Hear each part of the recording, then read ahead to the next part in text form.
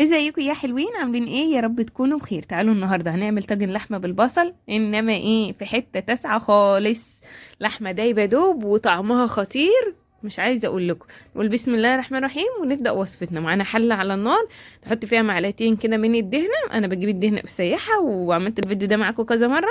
او ممكن تستخدمي سمنه او سمنه وزيت زي ما انت بتستخدمي الماده الدهنيه بتاعتك. طبعا انا بعمل اللحمه دايما بستخدم دهنه فقط لا غير. بعد كده بسخنها كويس جدا وبنزل باللحمه بتاعتي فيها كده زي ما انتم شايفين.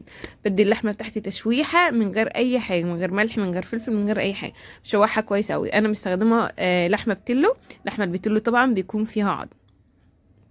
شغاله ما بتقولش لا. اللحمه البتلو الحاجه الوحيده اللي ما تنفعش فيها السلق، ما بتتسلقش. تمام. شوحتها كويس جدا كده زي ما انتم شايفين. كيلو من اللحمه بيستخدم كيلو من البصل، مش كتير عليه ولا حاجة. تمام. هو اسمه طاجن لحمة بالبصل. البصل بجيبه طبعا بقطعه شرايح جوليان كده زي ما انتم شايفين. ومعايا 3 فصوص من التوم برضو متقطعين شرايح. بنزل بقى عليهم بايه، بملح وفلفل اسود وكبابة صيني ورشة من جوز الطيب على خفيف، و3 4 ورقات من اللوري، ورشة بسيطة جدا من الحبهان. بسيطة جدا لا تذكر. يبقى الملح حسب الرغبة، نص معلقة صغيرة من الفلفل، ربع معلقة صغيرة من الكبابة الصيني، أقل من ربع المعلقة حبهان بودر، وتلات أربع ورقات. وبديها تقليبة وبغطي عليها، ومن وقت للتاني بديها تقليبة لحد ما بتوصل معايا باللون اللي انت شايفينه ده، والبصل بتاعي يتكرمل من غير ما بضيف لها أي مية ولا أي حاجة. من وقت للتاني على النار هادية لحد ما توصل معانا كده. وبعد ما بتوصل معانا كده اللحمة بتاعتنا بتكون استوت والبصل متكرمل كله تمام. باخدها في طاجن كده افضيها، وبنزل عليها بربع كوبايه من الميه المغليه، وبغطيها بفويل. وبكون مشغله الفرن بتاعي على اعلى درجه حراره، بدخلها الفرن نص ساعه عشان تاخد طعم الفرن كده، وتاخد وتدي بشكل ودي، وتبقى ايه، خطيره.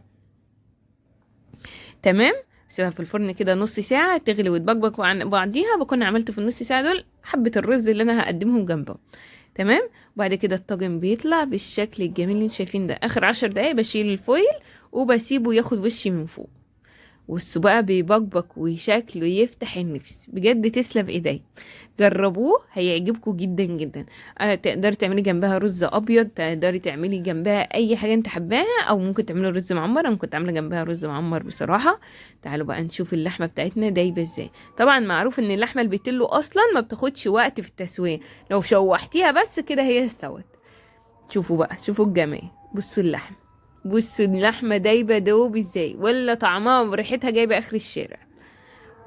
لازم ندوق طبعا، نقول بسم الله مع شويه رز كده وخطيره. جربوها لو عجبكم الوصفه. متنسونيش لايك وشير وكومنت حلو زيكم. اشوفكم في فيديو جديد. باي باي.